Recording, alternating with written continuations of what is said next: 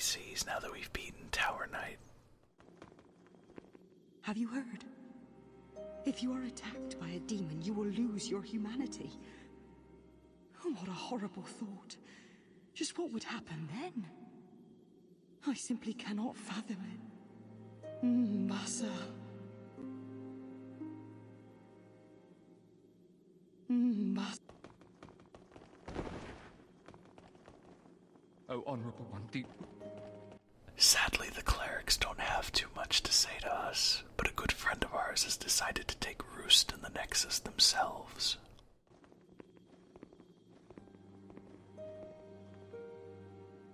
At its peak, Boletaria was a grand kingdom. The king, his knights, and his subjects were modest and plain, but also steadfast and compassionate. In the distant southern kingdom, Boletaria was known as paradise on earth. But look at what has become of us now. I refuse to believe that this is what Father wished for our great land. Here in Boletaria, we speak of the legend of the two swords and the last hero. The two swords are Demonbrand and Soulbrand. One sword banishes that which befouls man, and the other banishes man himself. The last hero is old King Doran. King Doran is the Everlasting One, founder of Boletaria and protector of the two swords. Of course, only according to legend. But in the dark state of our land, legends are all we can depend upon. King Alant led Boletaria with a round table of brave knights. The royal twin Fangs, Valafax and Bjor. Alfred, the Knight of the Tower.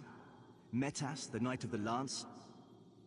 And the brave tribesman, Longbow Ulan and his fearsome legions. But today, Boletaria is an abysmal mess. Valafax was lost, and Bjor slipped through the fissure, never to be heard from again. All the rest, along with Boletaria, have been devoured by the fog, and will soon be prey to the demons. The Boletarian Knights are no longer. But perhaps our age will see the rise of new heroes, such as yourself.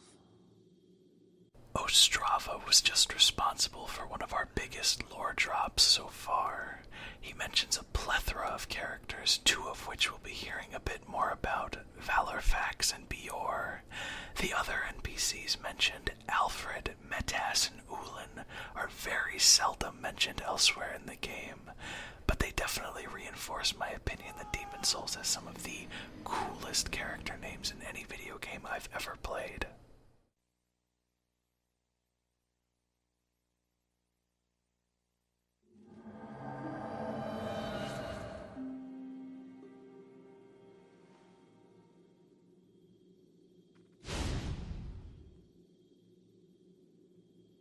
Upon loading in again, we see that the crestfallen knight has passed on. I believe killing Tower Knight is what triggers all of his dialogue to unlock, but I feel it's not a very smooth transition from the beginning of his character arc to the end. If you have any more information on that, I'd really appreciate it. With the Nexus settled and out of the way, it's time to move on to our next world, Stonefang Tunnel. The city of the burrowers, keepers of the huge tunnel. Most of the stubborn excavators who supported the soldiers of Boletaria had their souls taken. Lacking their own will, they mindlessly continue working. What you'll see here for the very first time is one of my favorite aspects of Demon Souls. The fact that every world is very visually distinct from one another.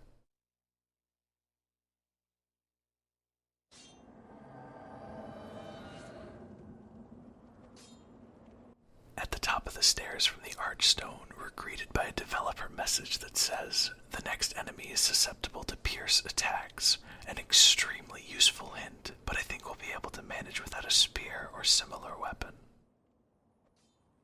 To our immediate left is a crystal lizard that I usually have a lot of trouble catching, but not this playthrough. I prefer to use the Falchion's R2 attack over the R1 for them, given its strictly downwards angle. Picking up the soul at about this collapsed bridge, it's time to talk to that NPC that we passed by. What, you didn't see him? I don't blame you, he blends in very well.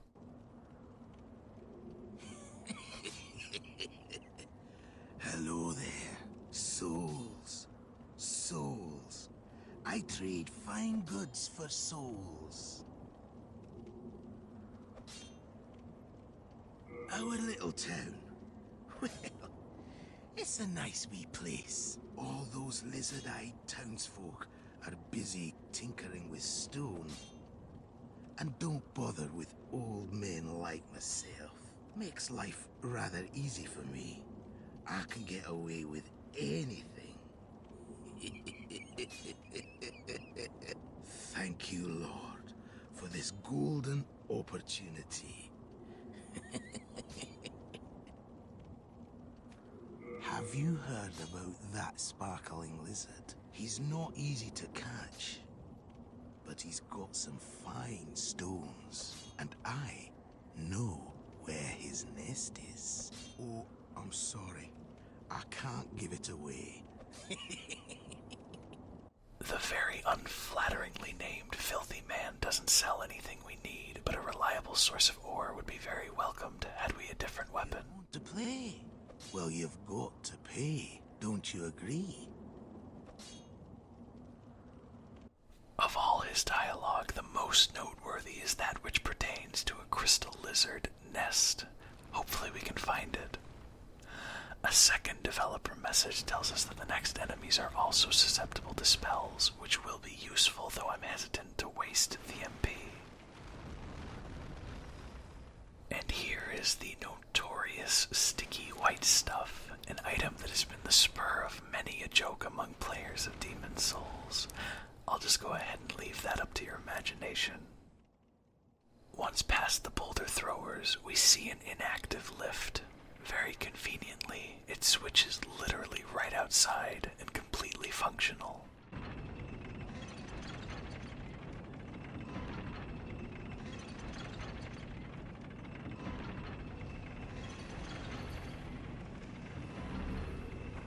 Here is the Fat Official, technically a new type of enemy as far as actually fighting him is concerned. You may have seen him in the cutscene before fighting Tower Knight. You'll notice that after striking him a few times and stopping, he continues to take damage. This is due to the Falchion's innate bleed stat. It essentially puts a damage over time effect on enemies after hitting a certain threshold. Similarly to our looted Crescent Falchion +1, here we find a Crushing Battle Axe +1. Crushing is an upgrade path that removes dexterity stat scaling on a weapon while upping the strength stat scaling. Instead of returning to where we were, we're going to ride the lift all the way to the bottom and have a great viewpoint of another far-off settlement. This one's much more sparse, but still leaves a ton to the imagination. I would love to be able to walk around over there, just like with the Boletarian city. But alas.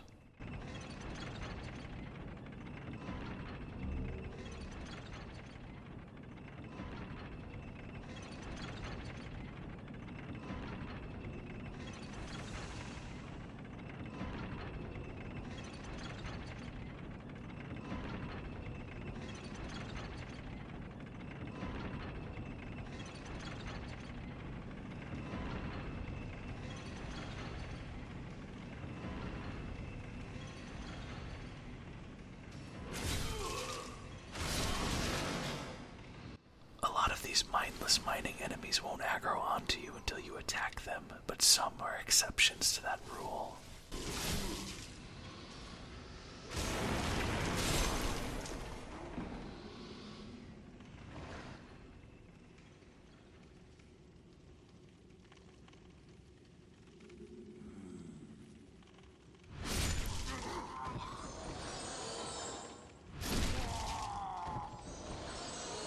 Some enemies are holding bags, like this one.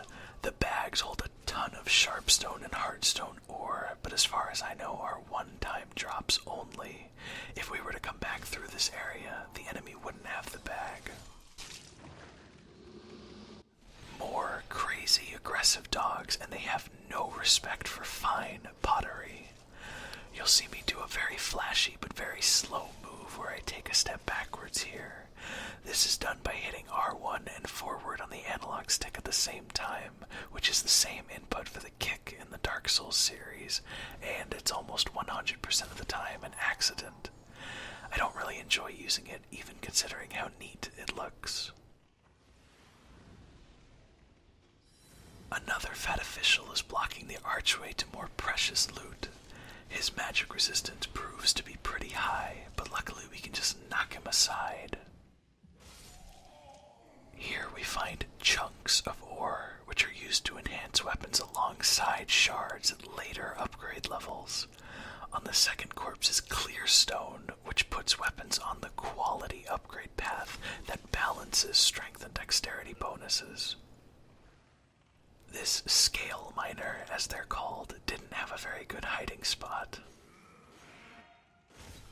This one, however, did, but I was prepared. He's crossed me too many times for me to forget about him.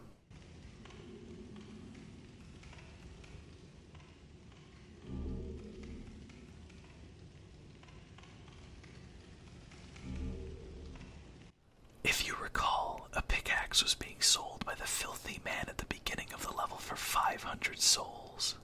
500 souls isn't a ton or anything, but I'd still be kicking myself had I opted to buy it while not knowing about the lootable one 5 minutes later. This bridge is just mean. It's impossible to know that it's going to collapse and send you back to the first level where we fought the dogs. It's not like you're barred from the platform after. It's just kind of a nice surprise and rewarding on subsequent playthroughs to watch it fall beneath you while you progress just fine.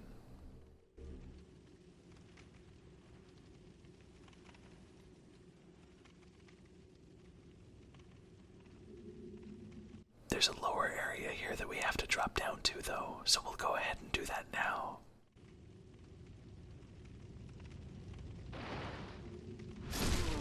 It's too bad Demon Souls doesn't have any dropping attacks. That would have been a perfect opportunity for one.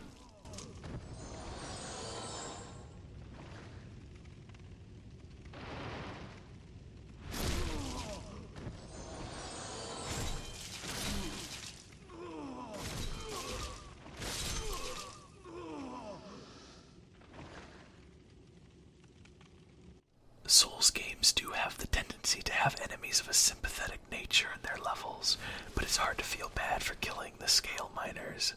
Even forgetting the fact that they're aggressive to you, they're nothing but mindless husks, working ceaselessly without any sense of free will. The colorless fog and the demons have taken their toll.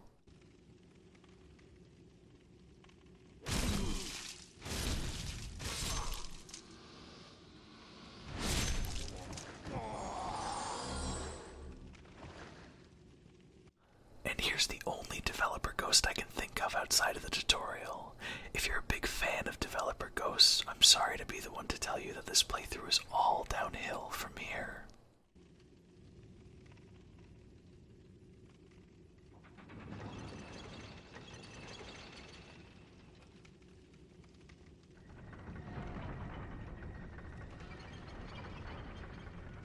Using the lever opened up a gate that led to an excessively ominous fog door up above the collapsed bridge, which is why I rolled down here before continuing on.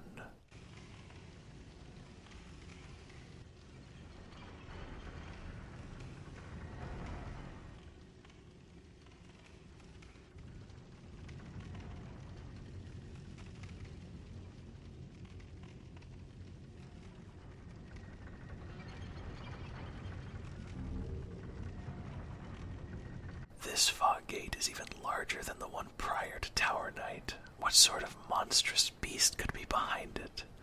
I guess we'll have to wait and see in the next video. Thanks for watching, as always.